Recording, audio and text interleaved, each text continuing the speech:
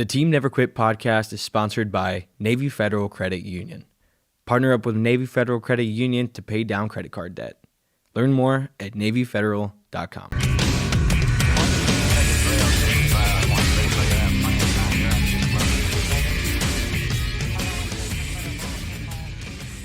All right, ladies and gentlemen, welcome back to another episode of Team Never Quit podcast. Thank you all for listening, watching, viewing, and subscribing. If you haven't yet, please show your support by hitting that like button, checking us out on social media at Team Never Quit.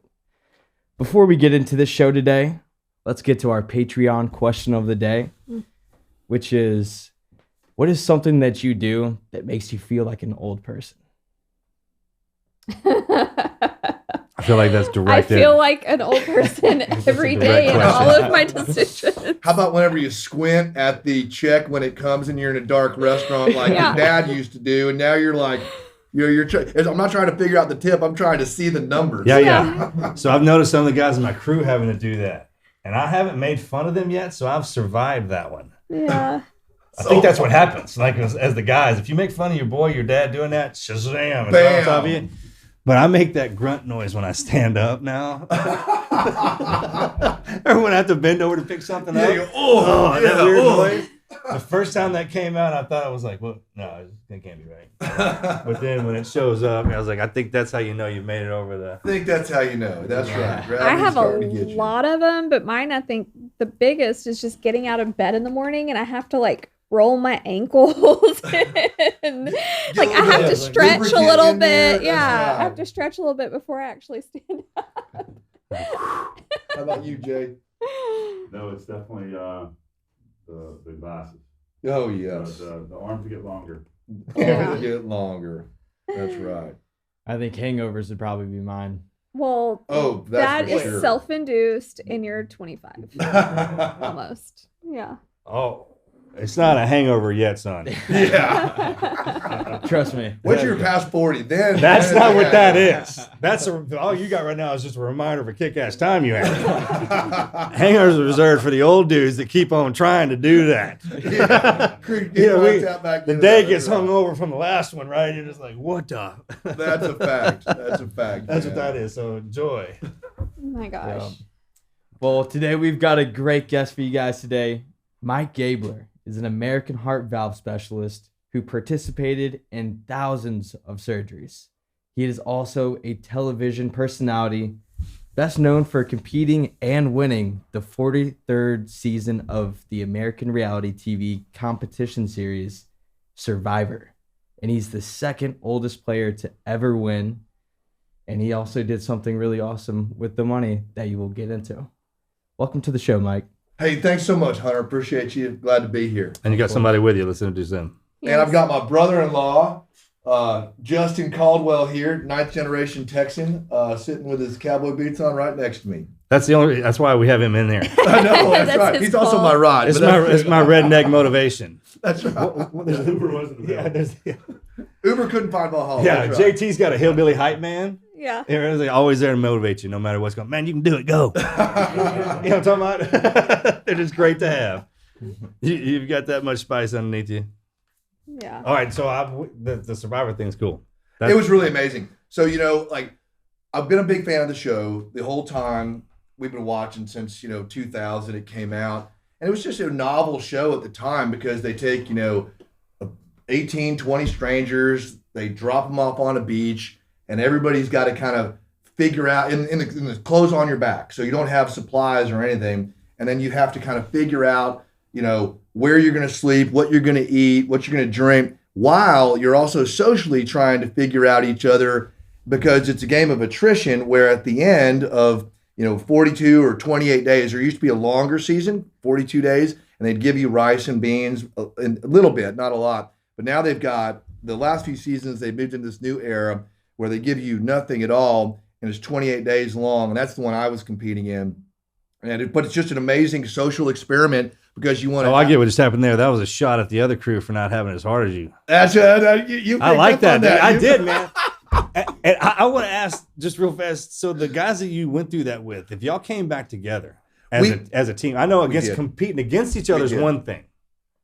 So if you had to come together and compete with each other, Well, you think that makes you a better team? It really did. The hardship really did forge us because, so when we first got on my season 43, 18 of us show up. We were divided into 3 tribes of 6, and we land on the beach. You just look at everybody. You're kind of like, oh my gosh, I'm Gabler, you're whoever, and we all kind of meet everybody.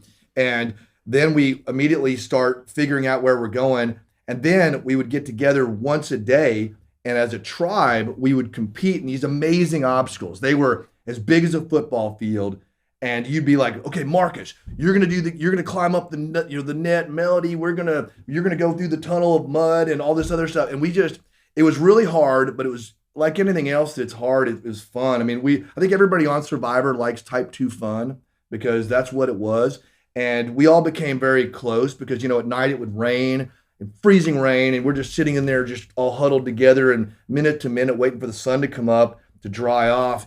And everybody became really close. And to this day, we left all our machetes on the beach. We're all friends to this day. I've got Owen and his fiance are coming out to Idaho to visit us in June, and I can't wait to see him. I can't wait to see my friend. It's been almost a year. It will have been a year by the time I see him again. And I can't wait to show him kind of where, I'm from and what I'm doing and all that kind of stuff. So it was a really special experience. That's awesome. So it's a different kind of friendship now.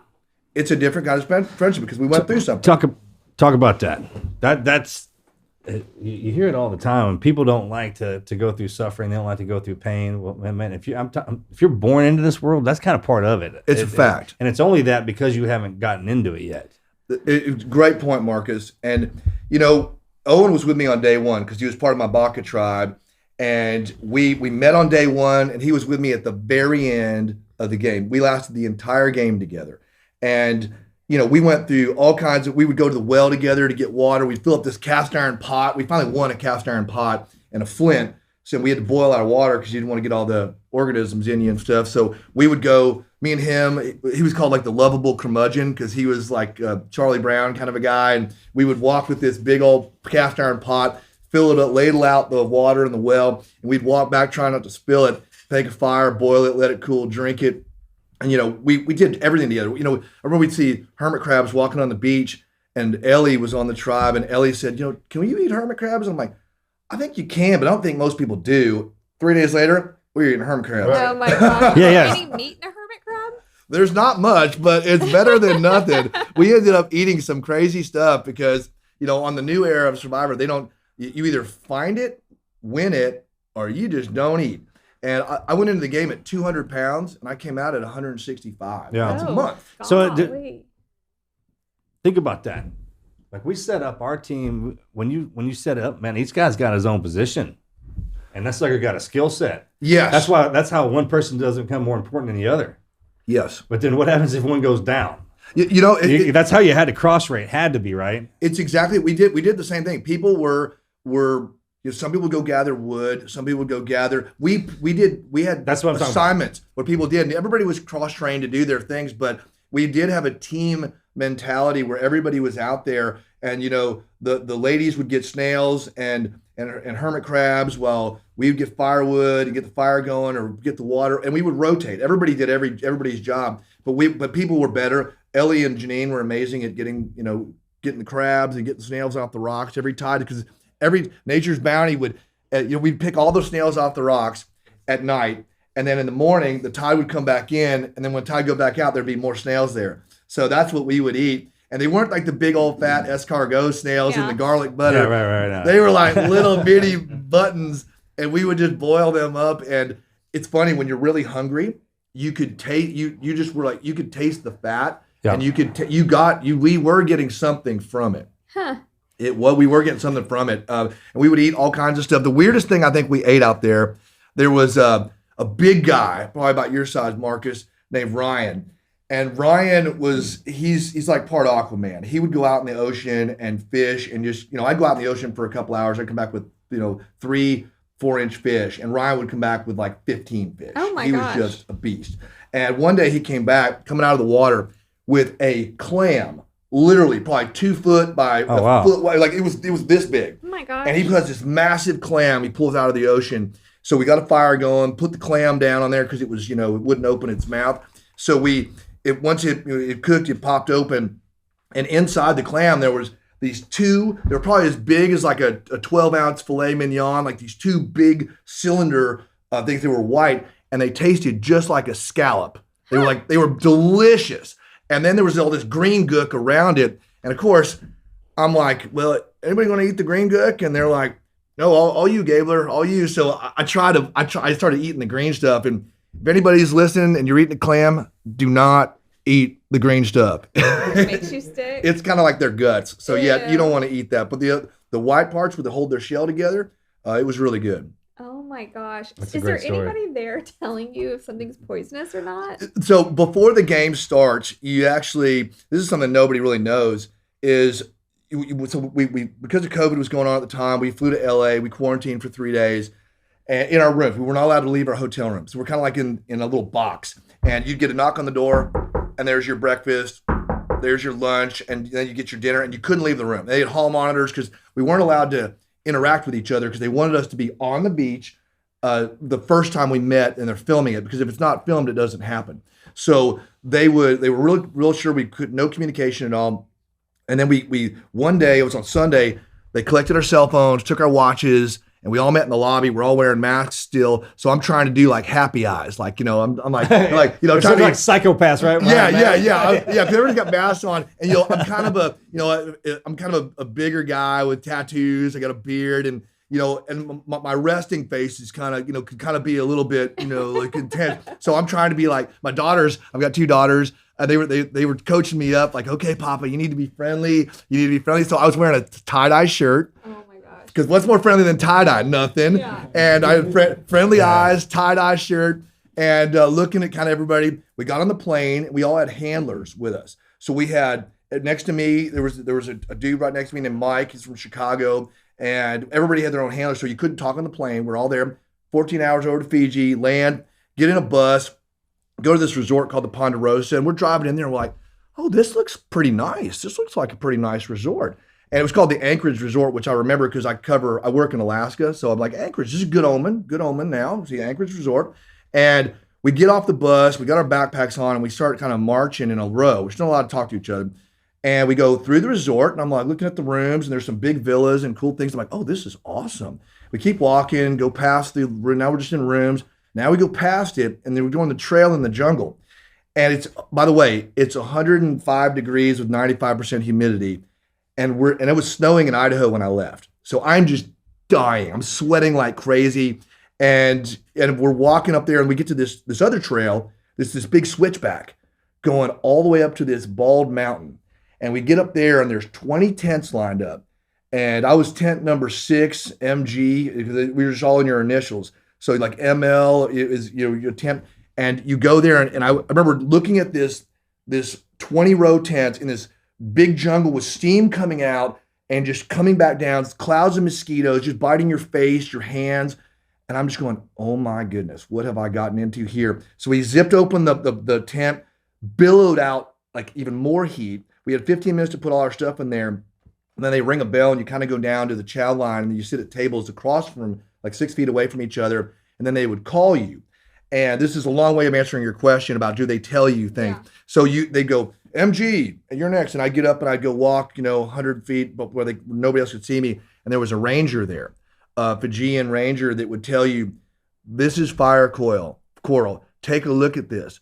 Do not touch this. And you couldn't take notes. You just had to mentally take notes. And they would show you, this is a cassava. These are in the ground. This is a root. You can find these to eat. And they would show you things. And you spend about an hour with the ranger going through what not to do and what to do. And I probably got most of it in my head, maybe half of it, just enough to be dangerous enough. I knew snakes were bad. Sea snakes are bad. So I got that one. You remember certain things, be like, the half and half. Like, oh. Yeah, that's right.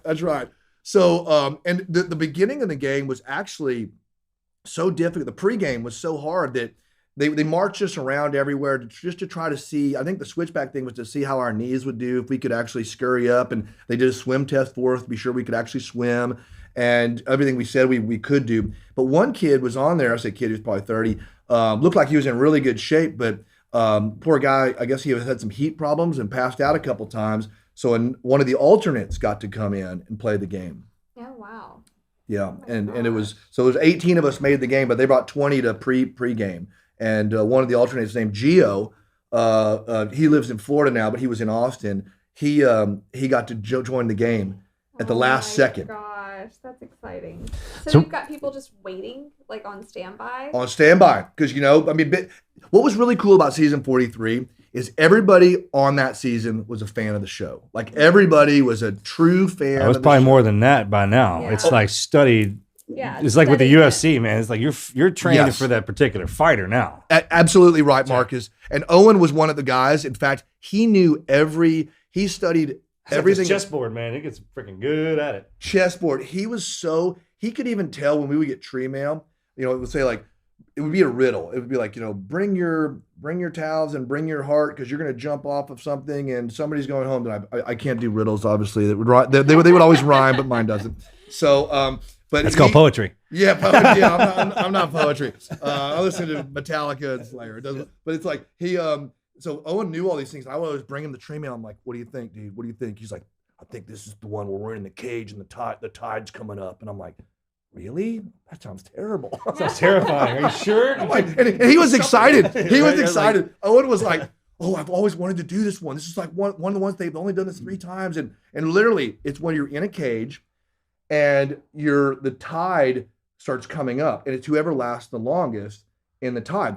And Owen and Carla, they ended up, well, I'll tell you that in a second. But so I'm in there, I've got a big nose.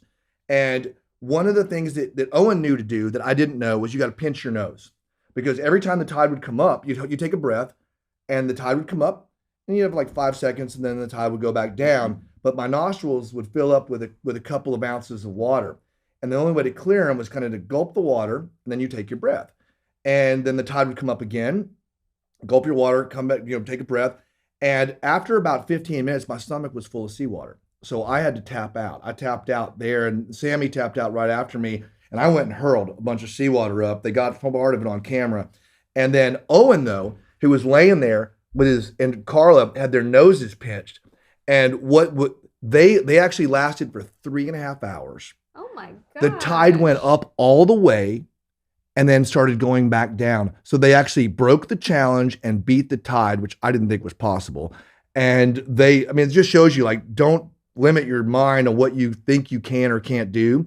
And but if you was going to bail out of a challenge early, that was the one to go down on, because it was 3.5 hours and they got out of there. They were freezing because, 3.5 hours in the ocean, better than probably anybody, is cold. Oh my gosh. Oh, yeah. So if someone's putting themselves in a position where, they could die, would the producers or whoever pull you out? Yes, ma'am. They had safety divers below us in that particular Okay. one. They always had a medical crew on standby because, we were always banged up and bug bitten. Yeah. And in the first week, speaking of bugs, when you first come from civilization where you're fed and cared for, and you go into such a harsh place like that, and you're sweating, all your minerals and salts and things are coming out.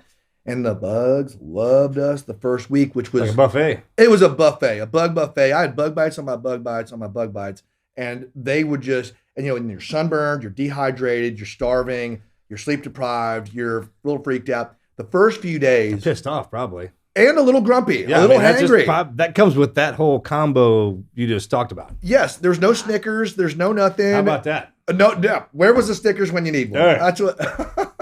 Oh my god. But it was really a punch in the face. But after about a week, you start assimilating, and then you're with your friends. You're competing against each other, but you're also with your tribe. And even when we had divisions within our tribe, because the game goes on, you vote people out, and trust becomes an issue. When it came to compete against the other tribes, we would all pull together, Bacchus strong. We would just battle, and I hadn't been on a team sport in 30 years. And it was so fun. I forgot how much fun it was to be on a team sport. Isn't that great? It was so There's no fun. other feeling like it. Nothing. I'm going to have to do something again to do that, because it was so fun just to look over and, you're whether you're pulling a giant box of coconuts or whatever we were doing, or climbing over you're pulling each other up through the rope ladders and going across stuff. And I remember we had this, a lady named Janine, and she's itty bitty. She's really small. and Ellie would get this look on her face when we would be in these challenges. And Sammy's a big boy, Owen's a big guy, I'm reasonable, but the one you didn't want to mess with was either Ellie or Janine. They would be fiery, and they would, remember one time, like an ant, we were supposed to pick up boxes and hand them to the quote unquote big guys, and we were going to hand them up. And Ellie picked up this giant box and with so much adrenaline and energy and just goes, move. And I just dove out of the way because she was coming through. And I don't know. And I think that's why, to your point, we just all really bonded and are friends to this day. Aw. Oh, You're that's the gonna best have to part. Start like a Boise softball league or something for you to Something. be on a team. Oh, I'm gonna have to Like do your something. Survivor tribes have your own little league. Maybe that so. There you go. Compete against, take Maybe it to the so, freaking court Hunter. or something like that. That would be funny. Yeah. Because Okay, so let's take it back to like, where did you come from? And give us a little backstory on who you are, where you came from, all that. You betcha. So my father, my parents are from Pittsburgh, Pennsylvania. My father was in the military and then in what's oil. French? He was in the army. And he was Like it's like steel country? steel country, big time steel. My Like granddad was Steelers country? Steelers. Terrible towel. Terrible. I have a terrible towel. Buried in the ground in the recliner. Pittsburgh Steeler fan. Big Because time. I've seen them. Big time. You know them. Just One check. of We know Marcus's them. teammates is a huge. They're great. They're intense. Steelers. They're real people. Yeah. You got to know how to deal with them. They're real intense. So hard as steel. even when I was 5, we moved. My dad was in oil, so we moved to Houston, and it was not easy in the Love You Blue Oilers days, being in Houston, Texas, wearing a Steelers jersey. There, man. Oh yeah. But we, you kind of, whatever your dad yells at the TV or cheers for is kind of what you cheer for. So we became Steelers fans. That's right. On this island in Houston, where we would even go to Oilers games in the Astrodome, and we'd be wearing our yellow and black. And Houston's such an awesome sports town because everybody's pretty cheeky with each other, but it's all friendly and cool. And it would be a nonstop kind of like we'd be getting heckled, but in a fun. It's our way of fighting without. Yeah, fighting. it was fun. It was really cool. It was really cool. Support from today's episode comes from iHerb. iHerb offers the best curated selections of wellness products at the best value. And for a limited time, our listeners can get an exclusive offer of 22% off their entire order. Just go to iHerb.com and use our promo code TNQ to get 22% off. Recently, I started taking the Alpha Brain and fish oil products from iHerb, and I've noticed a serious spike in my daily energy. I feel way more alive, more healthy, and just on top of the world. And you could too, just by checking out their website. They have everything from everyday vitamins, fish oils, to proteins, even over to skincare and makeup, and you can even get spices on there. With over 24 million authentic reviews and 1.3 million 5-star ratings, iHerb has helped over 11 million customers find the best products for them. It's time to get your health in check. And then once we got to Houston, I lived in Kingwood, and it's in Northeast Houston. And then we moved overseas for a little while. We moved over to Saudi Arabia when I was in middle school, and then we moved back to Houston. How was that? Oh, Saudi Arabia was amazing. It's great, right? It was amazing. Great people, had a great time. We were over there.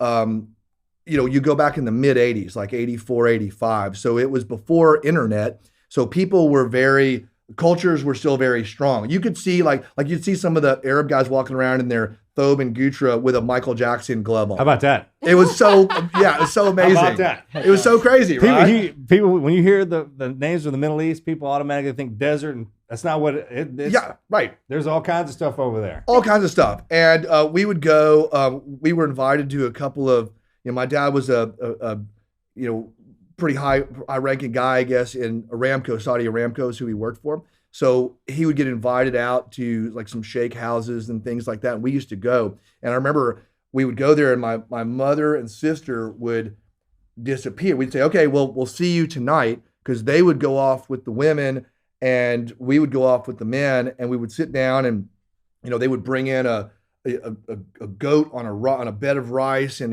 we'd drink that Arabic tea.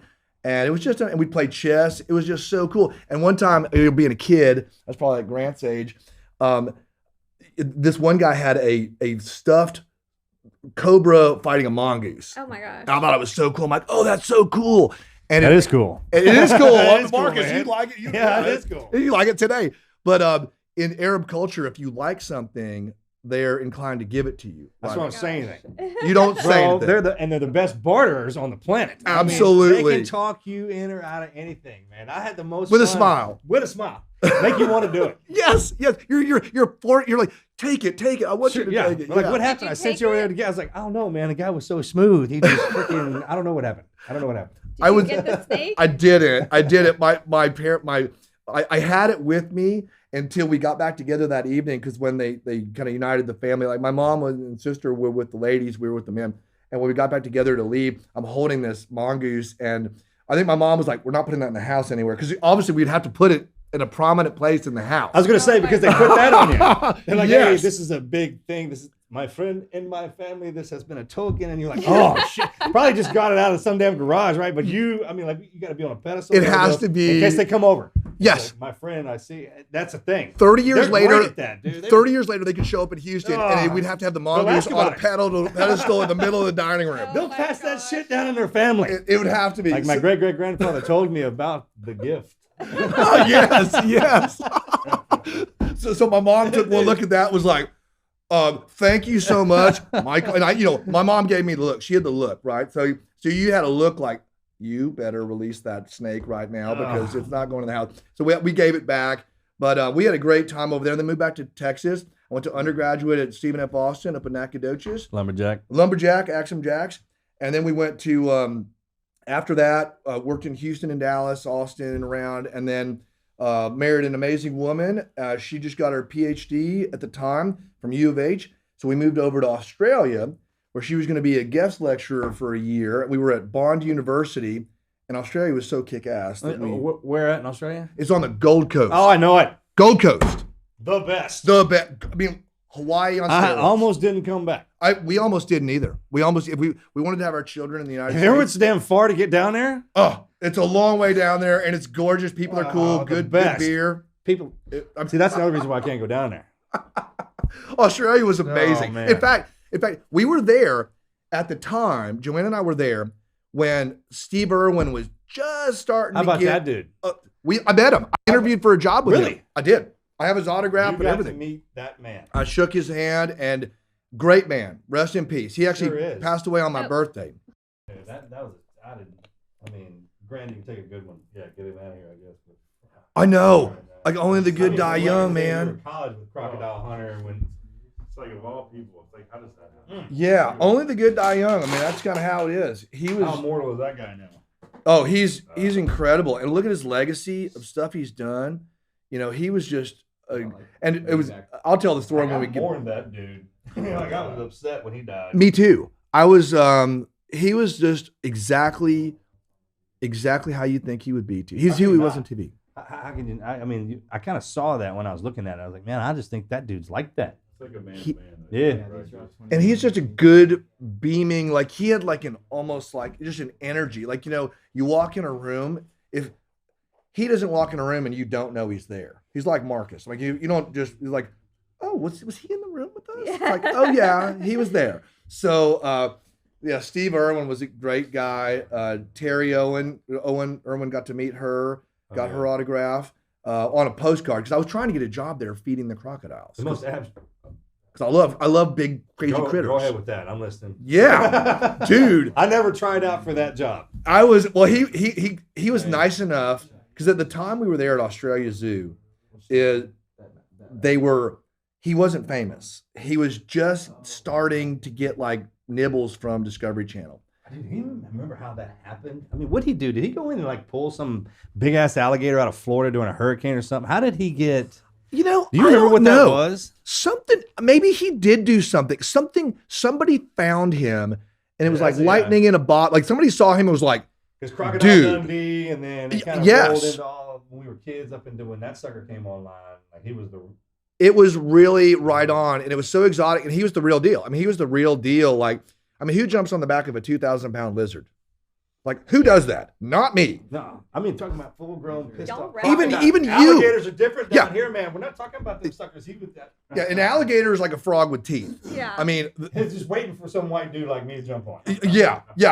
A crocodile, honestly, there was one big crocodile that he had at his crocodile camp called Acco that was literally his back laying on the ground was this high. Oh my gosh. And he was about as wide as this table and it was 22 feet long, so almost as long as this room.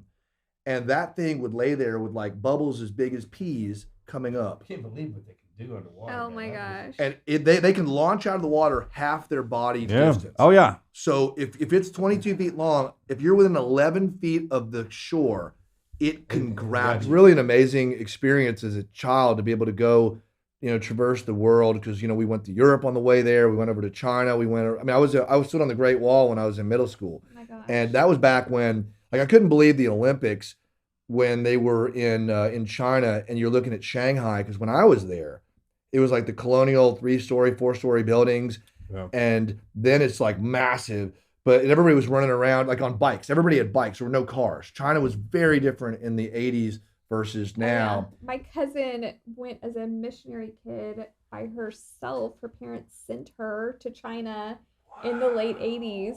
Oh my goodness. Yeah, and they duct taped Bibles to her torso. Oh, sure. Yeah. And then put multiple dresses over her and sent her with strangers That into is rural risky. China. It's like Cajun parenting, man. Yeah. It's like We're Mr. from Gogi Louisiana. from the Spartans, Whoa. bro. Yeah. Like, that I hope you make my- it back. Yeah. Oh my And her goodness. parents weren't with her. They sent her with other adults Oh my gosh. and sent her into rural China. That's as what I'm a married into. You 10-year-old. hearing that? Yeah. Hunter over there was real tough.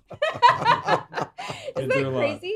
Can't In believe that what we do to same the guys. time period. It's so crazy. It's so crazy. But it was like such a really cool experience because, when you travel around the world, you realize what a small place it is and how similar people are, right? People are at core, right? I mean, they're Yeah. different, but they're at core. And we made a lot of good friends, even to this day. In fact, one of my friends, my best friend in middle school in Saudi Arabia, his name's Haitham Hassoun. And Haitham's kind of an What unusual. y'all call him? We call him Haitham because if he's only Haitham because it's just like it's an unusual name even for over there. I've never heard anybody else ever named Haitham. Okay, so that's a thing. Most people are like, man, is that a family name? It's like, no, it's even weird over there. It's an unusual it was a strange. So fast. So this is before internet, before all this other stuff. And when we got to high school, my folks moved us back to the United States. So I think in 8th grade we moved back, but Haitham went off to boarding school. We saw each other once or twice. Like we went to Astroworld. He came visit me in Houston. Went down to Astroworld when that was still there, and then we just kind of lost each other because there's no How internet. great was Astroworld? Astroworld was the best. The Texas Cyclone, baby. That was one of the best roller coasters ever. I feel like Texas gave us so many opportunities, even Houston, to kill ourselves. It did. At the same Somehow time, we just got making us through it. great human beings, you know, Yes. to send out into the world.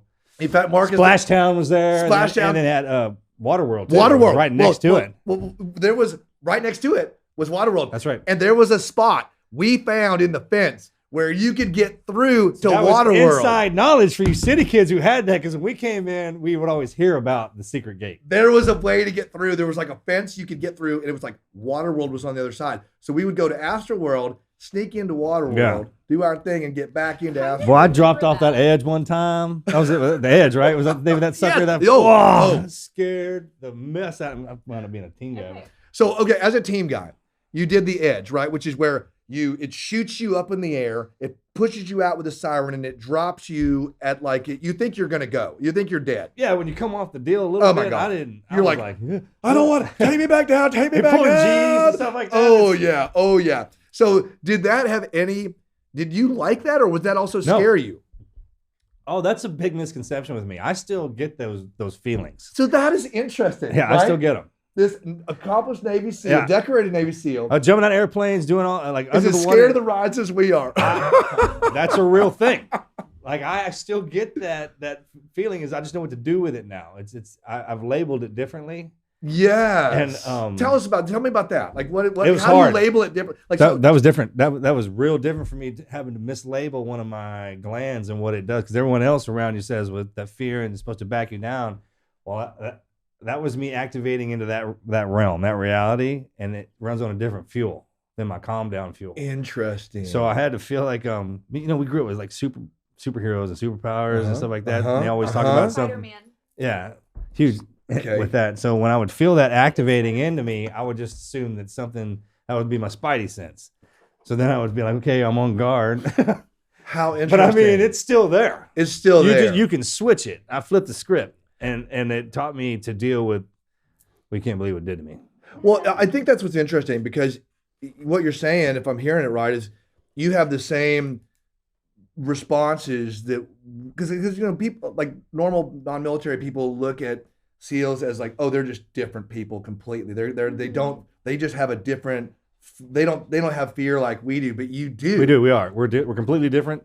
And the problem, what you'll find with us is like that fear that normally will back you off. The harder you hit is like the Hulk. So the harder we're going to go to you, we'll die.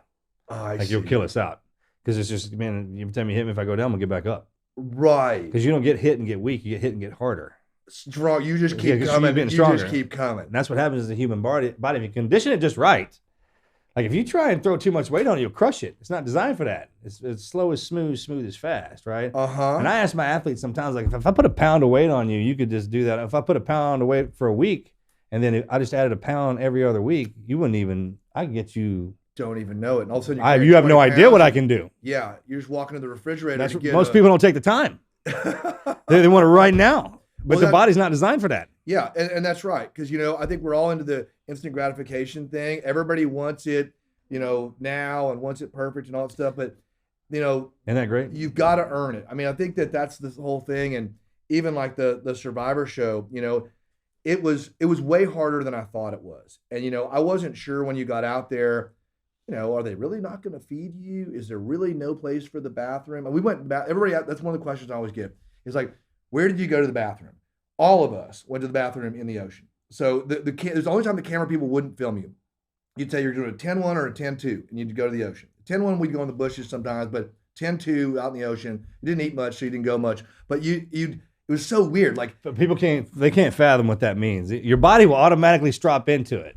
Your body just straps into it. It just does. It was weird. Yeah, it was just, so you're out there floating in the water, in the most beautiful Fijian water you've ever seen. Just gorgeous. I mean, gorgeous, like you've seen on the show if you watched it, but it's like so pretty. And you're out there floating around. You're like, all right, well, this is so weird, but it was what you did. And you just kind of got used to it. It was your thing. And everybody did it, though. It was like we got used to the tides. So you would be having conversations on like day 3 with, Janine and Ellie. And you're like, I think that's back in the day how they came up with title charts. Maybe they bathroom schedule. So. You had to know where it was going. Yeah, what hey, you're doing. It's time to go to the bathroom. Yeah, it's like, okay, so this is the time. So one day I was out there, and my daughters made me promise before I went out there, do not get naked on the show. Okay, and they're like, Papa, do not do that. I'm like, okay, I promise I won't.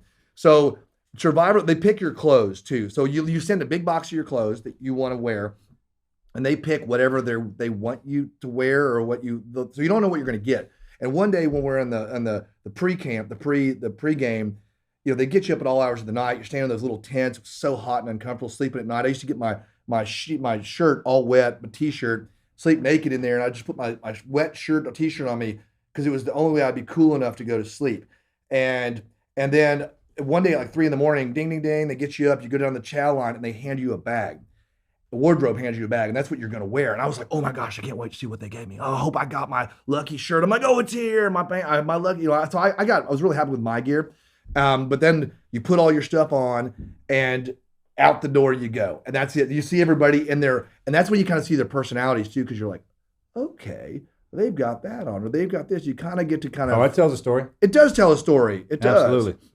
Oh my gosh. It does. Okay, so to bring us back, we were in Australia. Yes. You were. Is that how we got into that hole? Yeah. I know. It was Australia. It always does that too. Australia does down under for a reason. Under, man. We went down under with Steve Irwin. So yes, my wife's teaching at Bond University. We go down there, and I've always been fascinated with nature shows. And my parents always watched, the Mutual of Omaha stuff. I know nobody knows what that is anymore, but it was way back in the day. And I love fierce creatures. I've always liked sharks, alligators, snakes, crocodiles, whatever. So obviously, at the time we were there, Steve Irwin was just getting just getting discovered by Discovery Channel. They were just starting to find him. Somebody found him. We're starting to film him. But at the time, he lived in a little muddy paddock farm place up in Beerwah, which is about an hour north of Brisbane on the Great Gold name. Coast. Beerwah, yeah. So I'll leave it to Australians. What do they do there? Beerwah, yeah.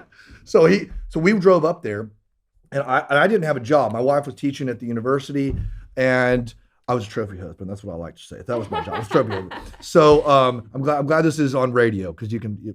But we would go. I went up there, and I met Steve Irwin. I wanted to interview for a job to feed the crocodiles, and he was nice enough to come out and meet me, shake my hand. Terry came out too, his amazing wife. We had a wonderful conversation, just like when I met you guys today. Really nice. And then I was like, hey, I want to feed the crocodiles. And he took one look at me and he said, you know, Gabler, no, you would feed the crocodiles. Yeah, you would feed them your arms and then yourself. Because if you didn't grow up with these things, you don't. And he went into this whole, he spent a lot of time with me actually. And he's like, see, hold out your thumb. That's how big their brain is. Even though they're gigantic. And there's his biggest crocodile that he rescued, and it's out in his paddock, was called Akko. And it was about 22 feet long. And it literally, its back was about almost 3 feet high, laying on its stomach on the ground. And it was about 4 foot wide and 22 feet long. And crocodiles can strike half the length of their body. So if you're within 11 feet of the shore, Akko, you're in range of Akko, which is mind-blowing. I mean, a massive dinosaur. And, you know, and all you would see in the water were like pea-sized bubbles, little tiny bubbles. And Steve Irwin knew exactly where he was based on the bubbles. He knew which end it was. He knew where it was.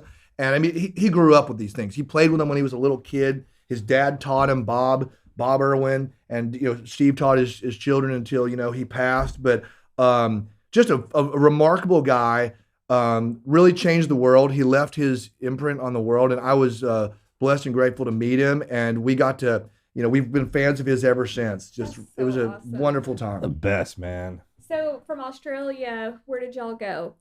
Well, after Australia, we wanted to have our children in the United States. We almost stayed down there. We almost stayed because we loved Australia. The people were amazing. We still have friends to this day that live down in Australia.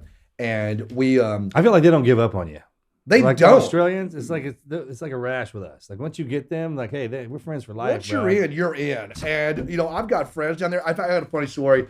One New Year's Day, I was with a buddy of mine named Richie, and Richie's whole family played rugby, and he was like 6'7", pretty big guy, and his family number was number 7. So we woke up New Year's Day after we woke up. We probably were still up New Year's Day morning, and there's a tattoo place. We're like, let's go get a tattoo. I'm like, all right.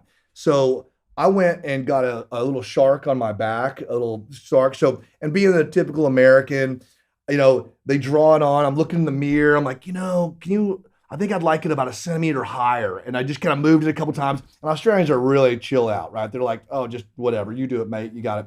So now Richie's turn. And I was like a total pain. I had to move him all around to make sure it's in the right spot. So Richie gets down there. He's like, hey, mate, I'd like a Japanese number 7. And it looks like this. And he had a picture of it. So he shows it to the tattoo artist and looks at me. And he's like, go to work. And the tattoo artist stencils it on. And he's like, you want to see it? Like your friend here that saw it 25 times. He's like, no, mate, I'm good. Just start going. So he's going and, you know, tattooing on Richie's back. And Richie's looking at me like, how's it going? I'm like, looks great. The tattoo guy's like beaming with pride because it looks awesome. And then it gets done and he hands Richie the mirror, and Richie looks at the mirror on his back and his face goes sheet white. It was upside down. Because it's Japanese. I don't know what it would look like, but luckily a Japanese number 7 kind of looks like an L. So upside down kind of looked like a 7. And he got kind of lucky. So the next time I go down there, we were joking he's going to get an upside down number 8 because you can't mess it up. Oh my gosh, how funny. That is crazy. Dude, there's some good ones. Like you get online and look at some of the tattoos that people have gotten, where you can tell some of the artists would have got pissed at whoever was on the table. Just hook them up. Oh my Never want to piss that dude off, or a female. You don't want to piss your No, you want to be. I love my artist. Her name's Darcy Nutt. I'm going to see her on Saturday to finish my forearm sleeve. And she's been fantastic. And, you know, when you sit, I know you've got a lot of work done. If it's the same artist, you spend a lot of time with them. So in our community, you can't go to him. His name is Nobody. That's his name. So when people are like, where do you get, who does your ink? You're like, nobody. Nobody. And you can't walk in. You have to go earn your paint. It's called war paint. So Earn your paint. All the team guys that went out in our generation, like you hear these battles that our guys got in, and then it would make his way to him, and he would draw up in his mind. No way. Guys, do you feel like it's harder to get in shape and stay that way? Our sponsor, Nugenix Total T, is offering a complimentary bottle when you text 231-231 and enter keyword T&Q. If you're struggling to find energy throughout the day, just know that you're not alone. Tons of men everywhere experience a drop in their testosterone levels as they get older, leaving them feeling drained and unmotivated. If you want more energy to counter the physical effects of aging, Nugenix Total T Testosterone Booster with Testofen will help you turn back the clock, re-energize your workouts, and get you those great results you really want to see at the gym. Now get a complimentary bottle of Nugenix Total T when you text 231-231 with keyword T&Q. Text now and get a bottle of Nugenix Thermo, their most powerful fat incinerator ever, with key ingredients to help you get back into shape fast. Yeah, what he saw. Really? And then you'd get a call from him. He'd be like, it's time to go see Nobody. So we'd fly out there. That's amazing. It's cool, right? And we do all kinds of crazy no stuff in the teams, idea. man. And then when I showed up in there, he had it all laid. He had paper like this. He came over. He's like, this is what we're going to do. And I was kind of looking at him like, you're Nobody? He's like, yes. And yeah, I spent a lot of time with him. The Wizard of Oz. He's like, you get to peek behind the curtain to see the wizard. Never paid one dime. And he draws stuff. He draws it all up and puts it on you, and then you leave. So cool.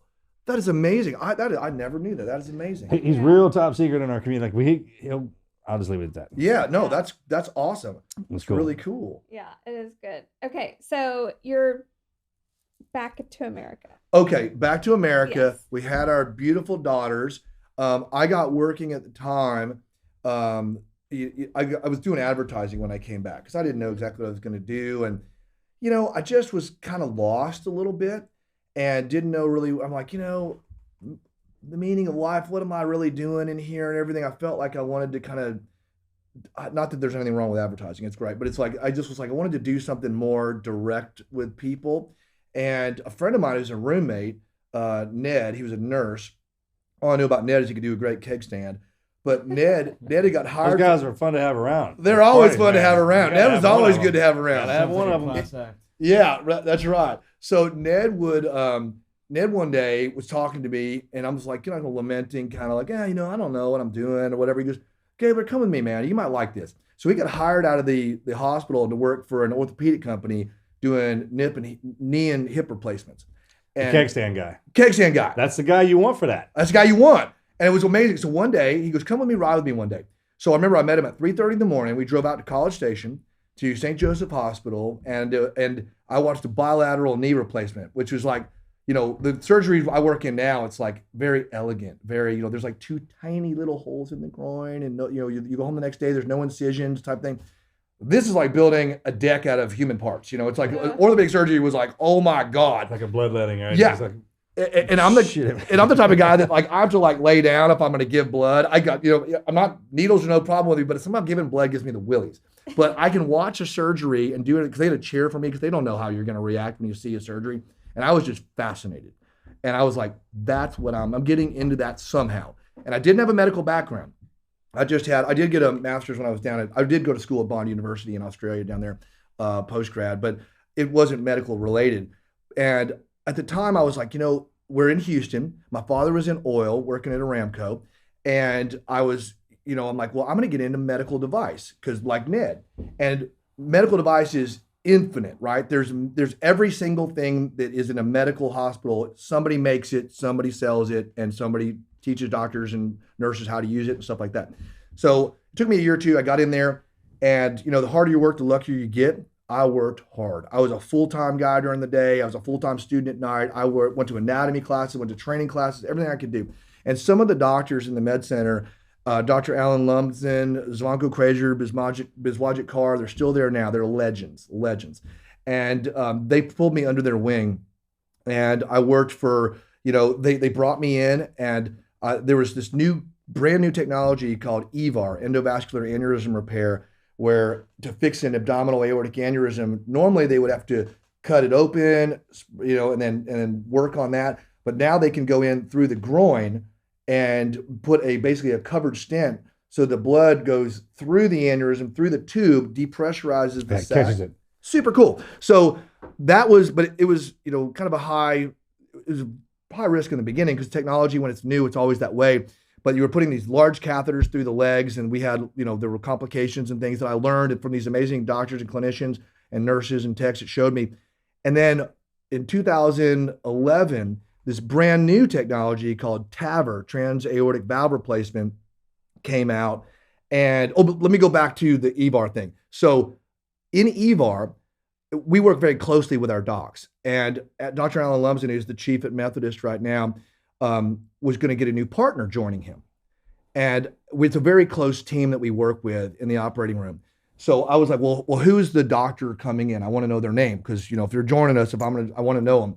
He goes, his name's Haitham Hassoun. No way. Way. Oh my God. I'm like, cool. Haitham? That's what? I go, is he a Probably tall? not a lot of them walking around. Yeah. We talked about that earlier. Yes. And I'm like, a tall Lebanese guy? And he's like, yeah. And he goes, he's at Johns Hopkins. I go, give me his cell phone right now. Let's call him. So we call up. I haven't talked to the guy. I didn't even know. So think about it. He goes into medicine, which is infinite, goes into vascular surgery, again, pretty big, goes into endovascular surgery, specializes in EVAR. I go into medical device, infinite, get into vascular surgery, endovascular surgery, EVAR. So I call him up. Immediately, I know it's his voice. It's like, talking to you right now. I'm like, I recognize your voice. I'm like, he's like, hello? I'm like, hey, bro, it's Gabler. And he's like, no way. Are you blowing my mind? I'm like, nope. I'm about to blow your mind. I'm your rep. Oh my God. It was just like crazy. So then Haitham and I reconnected, and we've been best friends ever since. We just got back from Vegas. We were there for the Super Bowl for his birthday, just like weeks ago. Oh, nice. And so that was amazing. Wow. And then this new thing called TAVR, trans-aortic valve replacement, was coming out. It's coming to Edwards Life Sciences. So I moved over to that, and it's been a miraculous. In fact, that's part of the reason why I'm here with you guys today, because we've taken care of so many patients. Many of them were veterans, and one of the patients that I didn't personally take care of, but our team did. His name's Lester Tenney. He's since passed, but Lester Tenney was a World War II hero who survived the Bataan Death March. And in fact, if you back up a little bit, so Lester knew that the winds of war were blowing in the late 1930s. So he volunteered, joined the Army, joined the Tank Corps, got stationed in the Philippines, and was going to be done with his 4 years of service by January 1942. Well, December 7th, 1941, Japanese bombed Pearl Harbor, and we were in the war, and he got stuck down there. They fought to the last bullet and the last food. They had nothing left, and they were still ready to fight on. And Lester was very firm about telling me that about 20 times. Like, we were ordered to surrender because it would have been a slaughter otherwise, but the Japanese did not. It was culturally was different. So he went on the Bataan Death March was 75 miles through the jungle. No water, no food. If you collapsed, bad things happened to you. You were killed. So Lester, and I asked Lester about it. I was like, I got to meet Lester. I knew Lester for many years, but Lester, I was like, how did you do that attitude-wise? He's like, I would look to the next bend in the road, and I would just tell myself to get there. And then I'd go to the next bend, and I'd get there. And 75 miles later, he got to his prison camp, where he was there for several years. And he thought about his wife, because he got married right before he went on before he enlisted, and married his sweetheart. And then he was taken on a slave ship to Japan, where he worked as a slave laborer for 2 years, and was almost done. He almost expired there. Was down to about 100 pounds. And he witnessed with his own eyes, because his slave labor camp was across the harbor from Hiroshima. And he saw the atomic bomb with his own eyes. He writes about it in his book. Lester wrote 2 books. One book was called My Hitch in Hell, about his experience as a POW, as a fighter POW, and then coming back. And then he wrote another one called The Courage to Remember, about PTS. And Lester had a heart condition. He was about 86 years old, and the Japanese government had offered to fly over the remaining veterans for a formal apology to Japan, but Lester didn't have the health to do it. So Lester being Lester isn't going to take no for an answer. So he got researching clickety-clack online, and he found the scripts at the trial for sapien heart valves, transcatheter heart valves, and he qualified, and he got his heart fixed. But this was experimental. It was a trial at the time. Went over to Japan, got his apology, came back, went to the FDA and Congress with us, and petitioned for this technology because it works so well. And 800,000 hearts later, it's still going. We're on our 5th generation. And Lester lived 7 more years with his heart valve. We got to know Lester for 7 more years. And he's a great man. And one of the reasons on Survivor, I think it's episode 7, I was on an endurance challenge where you have to hold on tight. Like I would have used that chain thing. It would have been good for me. I would just chainsaw a lot, but I have pretty strong forearms. And I was holding on, and the first couple minutes of it was really painful. And I was just like, oh gosh, the record for it in the 22-year season was 25 minutes. So I'm holding on with my good buddy Cody, and everybody else had knocked out by that point. Everybody had tapped out, and Cody was hanging on tight. I'm like, Cody, hang on, man. You know, we've been like 10 minutes in here now, and our arms are shaking. And I was, I'm like, oh my gosh, I don't know if I'm gonna be able to go. And I started tapping in to Jeff Probst asked me, he goes, Gabler, what are you thinking about? And I go, I'm thinking about our heroes, thinking about Lester Tenney, our patients, and thinking about, veterans. And instantly, pain went away. I just got like, my spirit exploded. And then you'll see me on the show holding on with one arm, shaking a little bit of blood back in my fingers, pointing at Cody. We went past 25 minutes, 30 minutes, 35 minutes, 45 minutes. Cody finally let go, and I was still hanging on. And we broke the all-time record for that, and that was my first individual immunity win. But it's probably how we got here today, and we'll toast Lester to that, because without Lester, I don't know that I would have, without Lester, with TAVR, with Survivor, the veterans here. So it's an amazing world that God's planned for us, and God brought us together. That's so cool. Wow. Yeah, man, you harnessed one of them warriors. Yeah, that's right. Sucker gets you right.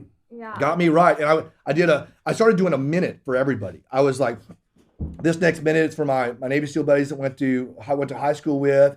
This next minute's for my furry faced son, my dog Texas. I did a minute for Idaho, a minute for Alaska, a minute for, so I just kept doing things like that.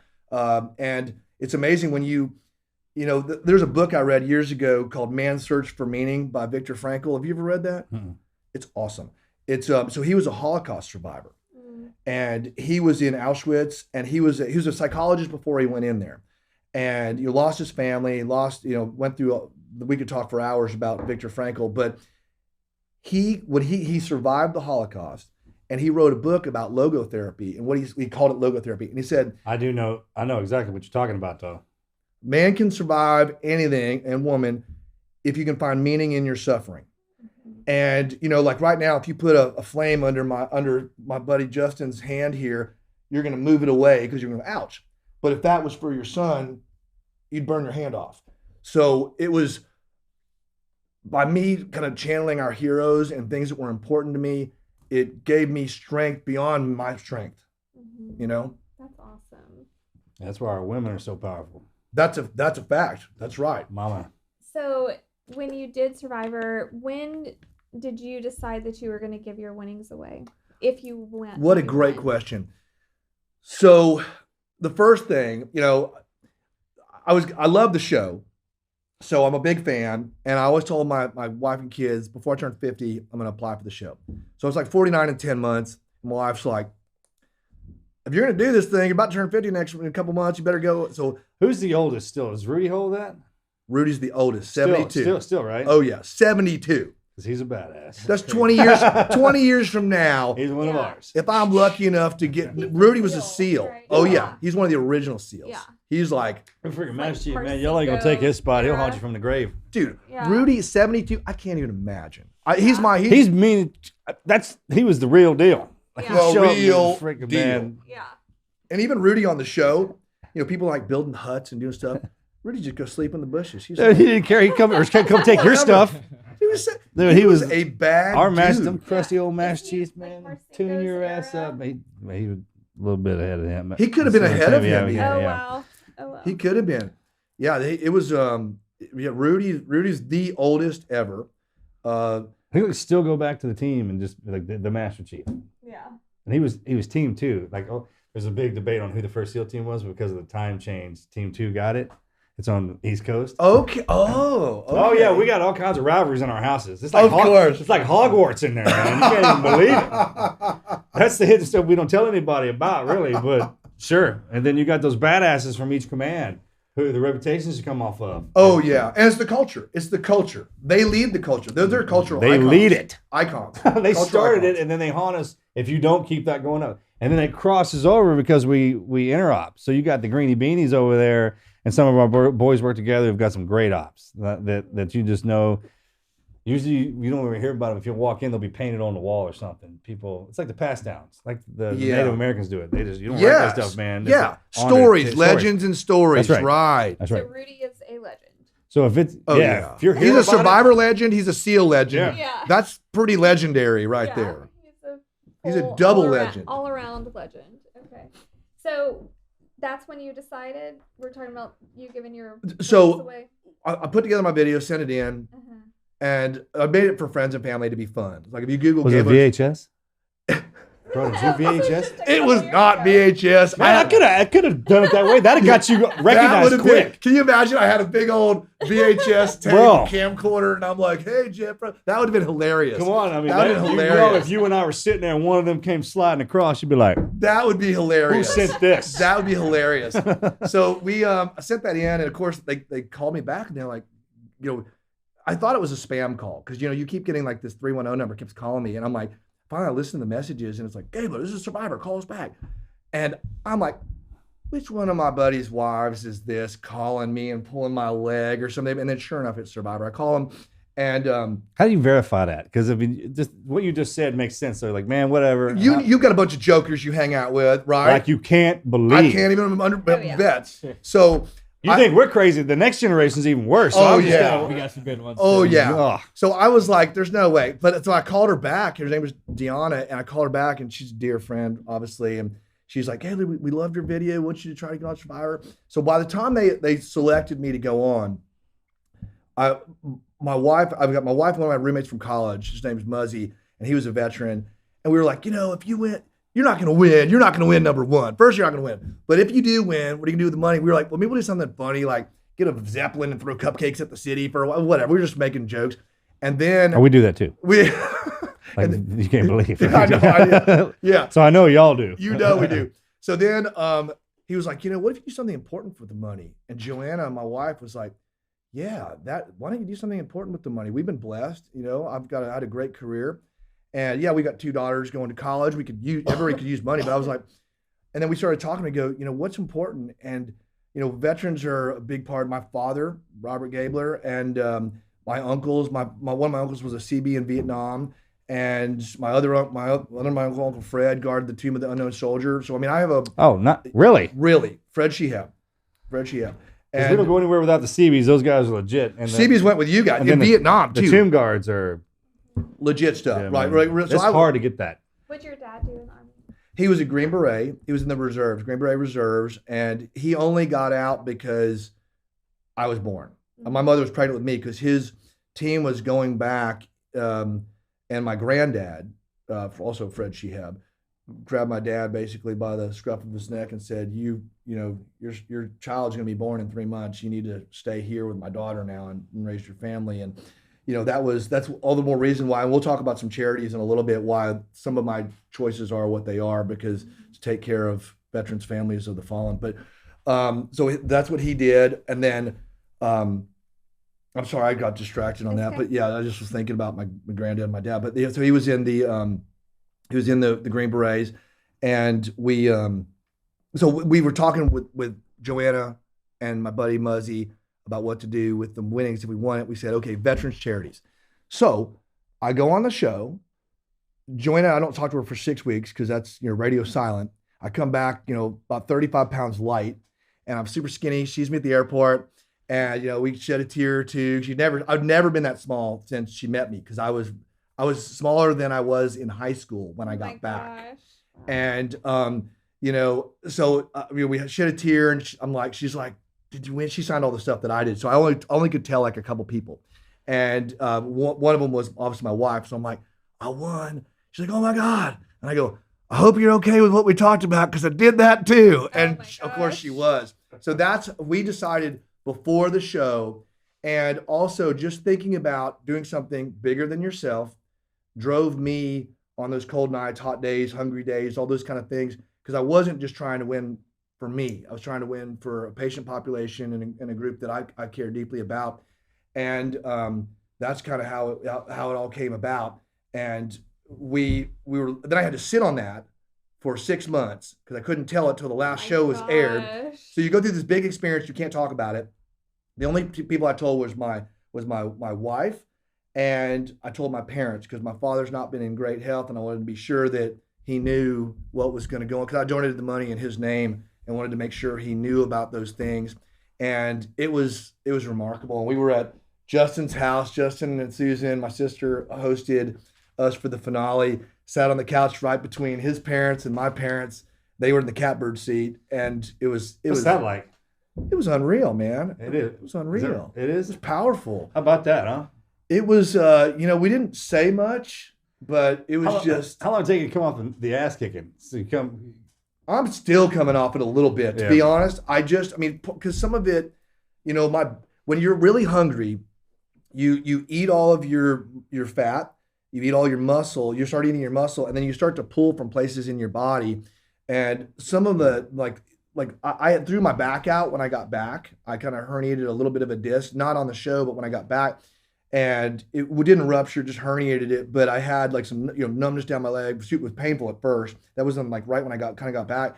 But I think the spinal column is all the fluid is fat, so your body kind of pulls. And I'm the doctor, the orthopedic I was talking with, said that your discs are a little bit compressed. So I've been doing yoga and stretching, and I'm going to a chiropractor to kind of get and doing all my PT and stuff too to get back. It's so hard for me to get into that damn routine. I got to do that too, man. The stretching part. Why is that? What is that? I read. I really have a tough time getting into that part of it. Yeah, and I do too, Marcus. And the reason is because when we go to work out, if you're not throwing weight, you're not working out. Yeah, you're not working out. You waste time doing that other stuff. That got drilled in. Yeah, stretching is like, okay, that's what I do, and then I work out. I only stretch out if I get hurt. Why would I? Right. Then you stretch it out. And I've also always been very flexible. I get I'm agreeing with. Yeah, his flexibility is off the charts without stretching. Wow, is Morgan the same way? Mm-hmm. Wow. But they also did we're all busted up now, though. They did martial arts as kids and all the way up until, just a few years ago. So they always had that leg movement. And I blew my knee out the other day, man, so I'm feeling like punk. But what happened? I don't know. You just got some swelling in there? No, I tore his meniscus. Blew out my meniscus, my medial. He has to have surgery on April 25th. Jumping tall buildings. Yeah. Yeah, jumping out of your tractor. No, it was a gang fight, and then I got hit by a shark, and then... Yeah. You were wrestling with Joe Rogan. Yeah. Then I went and saw Joe, and he kicked my ass, and then it's all good, man.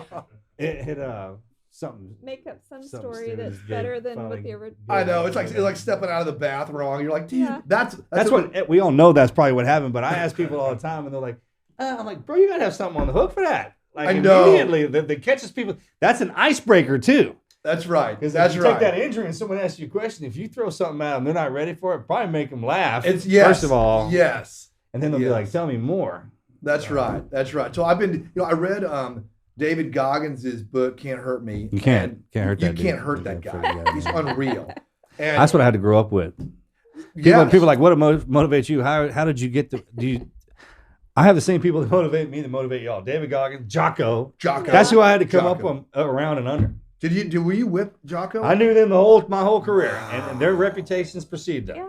And Goggins, they're all very close friends. That's amazing. Yeah. I know. What a cool group of aren't they? Guys. Just so cool. They're assholes, right? Yeah. Way to be so cool, guys. Yeah. Good for you. So you see how quickly Marcus turned that around from cool guys to, oh, you're so good. Yeah. You got to throw a dig. Oh, we got a total at the end, man. I slide that in there quick, man. I am a Boys team guy. will be boys. Boys will be boys. So how cool is it that your wife agreed to give that money away? Because that's a huge chunk of change to just be coming in. So for her to pay that off on the backside, huh? Like she got a vacation or something. Yeah, yes. If you slide a meal away, she's gonna be like, well, and you were gone for all of that time. She's amazing. Yeah, She's amazing. that's awesome. We're past that point. She's unicorn status. She's unicorn status. Yes, we talked about. Yeah. So at what point did you realize which charities you were going to donate to? So I had talked to some of my veteran buddies about things that had helped them with, PTS and traumatic brain injury, suicide epidemic, that all the above, right? So I started researching them when I got back in June, and I put together a short list of about 30 that's now about 10, 15 maybe.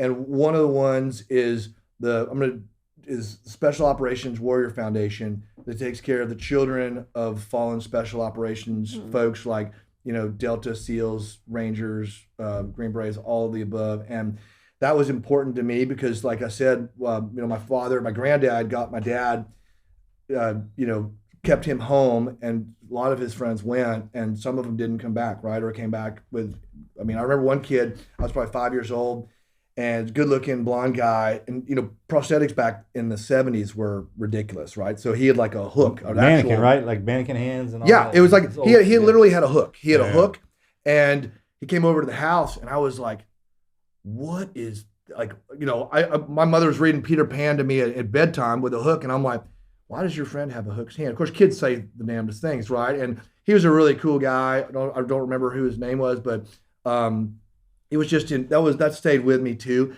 And then I reached out to Ben Drybergen was also one survivor. He won season 35, and Ben was a Marine, and he was in Fallujah and other places, and he had very serious PTS. In fact, they were burning bamboo logs on the beach, and bamboo has these air pockets in it. When they get hot, they pop really loud. And Ben was walking around one morning, and all of a sudden this log just goes boom, and Ben just, as you do, right? He just jumped down and just, they did a confessional with Ben talking about it. And when I was watching Ben as a fan, I was like, okay, he talked about how important, to help out veterans, PTS, and suicide prevention.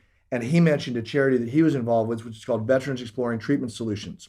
And Marcus Capone is the Navy SEAL, and his wife Amber, they started a foundation because Marcus had tried everything. Been to the VA, they gave him basically Ambien and whatever else, and nothing was working. And he was just, couldn't talk about it. He was just had so much to deal with and was, suicidal himself. And he was like, nothing's working. And one of his friends told him about ayahuasca, and he went down, and it changed him profoundly and allowed him to get back to himself. And so that is an organization we're absolutely going to be supporting. I've become friends, loosely with those guys, just talking, and I look forward to working with them. In fact, so when I got back when the game ended, I had 6 months until the finale. And during that time, we were debating whether we should start either a foundation or a fund. A foundation takes a lot of work to run, and it was something where, people could donate to it. There's benefits to it and things, but there's so many great foundations out there like Amber and Marcus's and others that we decided to create a direct access fund, a DAF. And we created that in the fall last year. And then the money, when it was given to us in late December, we rolled it right into the DAF. And so the $1 million got parked in there, which was very important because if I would have taken the $1 million, I would have had to pay $350 taxes. By putting it into the DAF, minimal taxes, maximal donations, which was very important. So Joanna helped me find out. She not only agreed to this and helped come up with the idea, but she helped me navigate this DAF, and that's where the money's parked. And we're starting to cut checks out just now, and I'll keep you guys posted on where they go. But those are two of the organizations, and there's every one of them is fantastic. And I wish I had, I'm out going on like a dozen more shows and win because there's so many great groups to give to. Now those ones you went to work. We love the That's Capones. in the right spot. Yeah, the Capones. Fantastic. And you agree? You like those two? Yes. Those ones you just mentioned are the right spot. Awesome. You'll be fine. That's good. You're good Yes. there. Makes Those names you threw out are locked. Legit, Yeah, both of them, squared but away. Yeah. specifically, like we know the Capones very well. Do you really? Yes. And yeah, they do a lot of amazing work. Wonderful. Well, I'm really excited. I haven't met them. I've just talked to Amber and Marcus on the phone a couple times, and we text every once in a while. And I have a feeling once we start working together here, If you very have fun soon- with us, you're gonna love them. Oh, good. Well, Amber seems like a sweetheart. She's really She's cool. Awesome. Yeah. Yeah, that's great.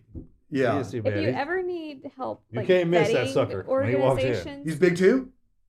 Looks Yeah. just like that. Mhm. All these guys so big. I thought I was I was the regular height. I'm like the smallest shortest guy in the room. deal. In my first couple of teams, I was the smallest guy.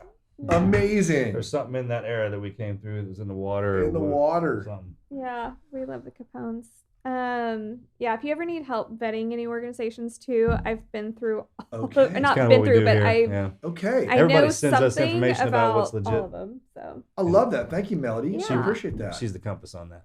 You bet. Okay, that's a good deal. I've got Hunter's details, so I'll send you the Yes, sir. list yeah. of what I've got, and you just tell me if you like them all. Well, thank you for doing this and for sharing your story. It was so much fun. It went by in like a blink. I mean, it was Yeah. like I don't know. It just seems like you guys are just the easiest going people.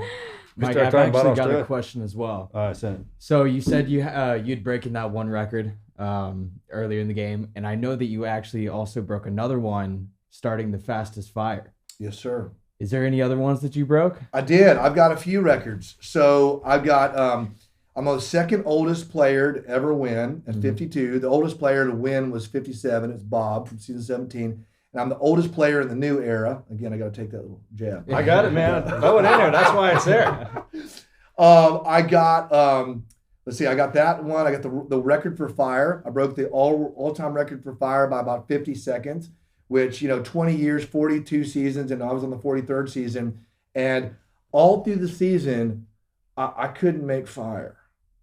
But then I had to do this contest, and bam, I kept it. I kind of kept it under my, because in Survivor it's a game of if you're too good. Marcus is a great swimmer. It's like swimming contest at the end. Maybe we got to get rid of him. Yeah, right, absolutely. So I kind of kept it under my hat a little bit, Nice. and then it was time to do fire, and it was like, in fact, Joanna and I talked about it. She was because wardrobe came out. We're getting ready to go, and making fire is one thing. Like making fire in your house, in your yard or whatever is one thing. And I'm an outdoors guy. I'm out in the mountains all the time. Love it. But making fire in front of a wall of cameras with Jeff Probst 10 feet away is a little different. And it was just so crazy because I got up there. I wore my same challenge outfit that I wore, which was my like Reno 911 short shorts, my long sleeve camouflage shirt. And I got the fire going. And Joanna told me, like, if you get to the end, you got to make fire to win. She goes, don't forget, you can cut your beard off if we need more tinder to get in there. And I was like, That'd have been hardcore, bro. it would have been hardcore. It would have been hardcore. I actually thought, if you'd have been like, but then I have made fire. I thought about it, but I was like, Dropped the mic, dude. Hell, don't you should have showboat. snatched some hair off some other. Yeah. Give it to me. Yeah, Empire of the Summer Moon. There you go, right there. Go down. And I was like, don't showboat. Don't be like that guy on the end zone, who gets the interception. He's on the 1 yard line about to score the winning touchdown, and they knock the ball out. I was like, just focus, win. Don't do anything else. And it was kind of a tricky one because, like we mentioned, we all got very close with each other on the island. And my good buddy Jesse is who I had to go battle fire against. And Jesse's story is amazing too. He was grew up hard on the streets of LA, was in a gang, was in juvenile hall, and decided to turn his life around. And he ended up getting into Berkeley. He had kind of his facial tattoos removed and things. There's a charity that takes care of that. Yeah. Then he went to Duke, got a PhD, 2 amazing families, married his high school sweetheart, and he was right next to me making fire. And in Survivor, usually you vote people out, the tribe does, where it's like a silent vote. And all of a sudden we're like, I'm sorry, Melody, the tribe has spoken, you're out. And it's a bummer and it's sad, but when I was with Jesse, like I beat him one-on-one, and he was my good friend, and I respect his story and everything else. And it was kind of a weird. That was one that kind of took a little bit of processing because and in fact, right when the fire burnt the rope, he was really down on himself at that point, And I grabbed him and just kind of gave him a big hug and pulled him up. And I'm like, dude, we're all proud of you. Your family's proud of you, because we all were, and they are. And but that was cool, you know. So the fire was one of them, and I think there may have been one or two out there too. But the grip challenge, the fire challenge, second oldest and oldest, and there's probably one or two out there. I don't know, but it was good. It was an amazing season, super fun. Oh, that's awesome. So fun. So there's enough to keep y'all motivated. It's like, because you know how it is when you're out there and there's the only thing to do is just the only thing to do. Yes. So about that time when that rubs in, because they get you just enough to get pissed at. Like, hey. Yes. Hey. Yes, right. And then it comes smashing in there. And then it comes smashing in. Oh, check. That's what exactly right. I figured. Exactly right. I know that routine, yeah. It's designed. It's very well designed to strip you down and teaches you the bare necessity. It does. The discipline part. If you got that, you can have anything. If you leave out the discipline part and you try to teach them everything else, they won't get anything. Discipline is the key. That's the key to everything, right? Yeah. So what's next for you? Wow. This year, I'm back. So I love what I do. I absolutely love what I do. And that's one of the things I thought about on the beach too. And, you know, I reflected. I wanted to go. My goals going on the show were threefold in this order. I wanted to have a good showing for my friends and family, so people would be happy with my performance. I wanted to go deep into myself, because it's a great opportunity when you're putting yourself out there, whether you're David Goggins running 100 miles or whatever. When you go deep into yourself, big things can happen. And sometimes you have to push yourself really hard to do that. And I got to do that experience. And then I wanted to win. And I was able to do all three of those. So now that I'm back, I work like tomorrow. I'm flying back to Boise tonight. And I've got four hearts tomorrow with an amazing heart team at St. Alphonsus Hospital. And I've got 3 more at St. Luke's on Thursday, Friday in the office. This year, I'm going to do nothing more than get back into really good shape. And I would love to do another Survivor. I'd love to do Survivor Australia. But y'all have to go. You have to go back. After winning, don't they? They pull y'all back. If they haven't called me back, but you're going back. I'm ready to go, man. I'm ready to go. Right? I'm ready to go. I imagine they do that. I know they do. You know, and you mentioned Rudy, who is another hero, and you know, he did that at 72.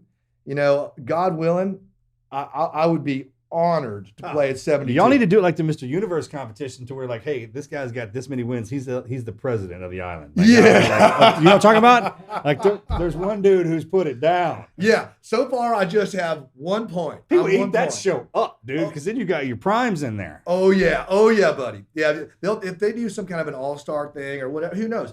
So Survivor, Jeff Probst is franchised it around the world. So there's a Greek Survivor, there's a Scandinavian Survivor called like Wake Up Tomorrow. It's like whatever. And then there's Australia Survivor, which is, with my Australia history, I love Australians. I just love Australia. So good. I may go on Australia. I would be open. They haven't invited me, but I would be willing. And then Sammy, who was the youngest guy on my tribe, he was 19 years old. Me and him, we went fishing together. He's one of my closest guys out there from day one. Sammy and I have toyed about talking about doing the Amazing Race together, because we're a funny combination. Oh, how fun. And maybe we'll do that. So I love doing these shows. It's been a lot of fun. I love my real life. I love the reality life. If I'm blessed to be asked to do something again, you betcha. I'm just trying to get ready for it right now. So can people donate to your DAF? They can't. Thank you for asking. But what I will do is, once Veterans Exploring Treatment Solutions is one of the charities and foundations. Special Operations Warrior Foundation is another one. I'll put a list out of the ones that I have sent money to as I do it. In fact, maybe I'll just start doing that on Instagram and Twitter. I'm on those too. I'm new to all this stuff. And how can people find you on those? I'm at Gabler Mike on Instagram, and I think I'm Gabler1 Mike on Twitter, but I've got the blue flags on both of them. Okay. So and I've got a picture of me wearing a bone necklace covered in mud, so you'll know which one's me when you find it. But I'll post the charity stuff. And what I also want to do is what I talked to Amber and Marcus about is, I don't just want to send in money and never see you again. I want to be as involved as I can. If I can help, if I can be of service, please let me know. And I want to be involved to do things with my community and our country that I can. Maybe you should go down and do a treatment. Speak for it yourself. And I've never done that. I've been to Burning Man, so I've done mushrooms, but all the above. But I haven't done the ayahuasca. But you never know. You never know. I never made Burning Man. Maybe we could do Burning Man together. We'll We were see. talking Oh my about gosh. my crew we were talking about that the other day. Well, I might Really? put a Yeah. stop to that. We might have to No, bring you I with just- us. We might have to I've run bring you across with some us. people that go there, and so I know about it, but I've never. I would I won't speak on it die. because I've never been there. You know, it's an 8-hour drive from my house. So you fly up to Boise. Yeah. We have caravan on down. We'll get our tribe together, and you grab any crew you want, and we'll have a fun time. I truly love our country and the stuff that we do.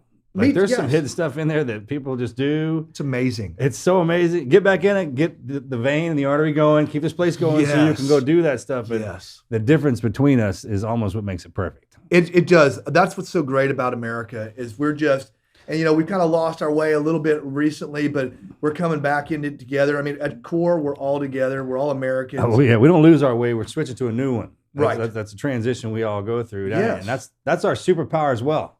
Like anybody who's outside of this doesn't have any idea what goes on inside this thing. That's right. And That's you right. can't even explain it. Yeah, it's a family. It's a family. And that's why you can't be like, what It's the a hell's wrong with family. y'all? I don't know. America's it's like any But family. we just are. Yeah, okay? yeah. We got our things, but it's we like got our it's thing, our man. family. It's our freaking family. All right, lay off of it. Well said. I like right. that All right, bro, analogy. man. Thank you for coming on our Thank show. you for having me. Yes, thank you thank you guys very so much. much. Great It was episode. awesome. That was fun, man. Thank you all for listening in. We'll see you next week on the Team Never Quit podcast.